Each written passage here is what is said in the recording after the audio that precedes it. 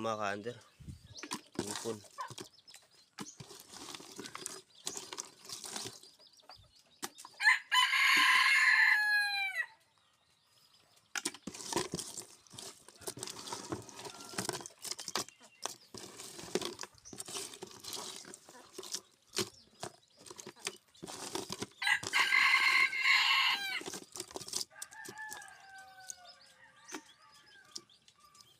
Ito yung tinatawag na kagang, kalampay.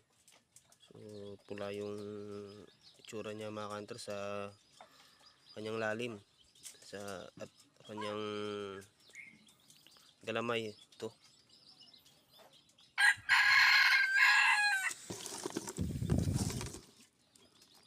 marami to ka-hunter pag lumalabas sila pag kabilugan ng buwan.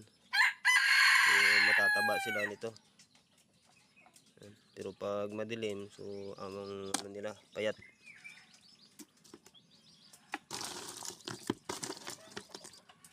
So yan lang ka-hunter.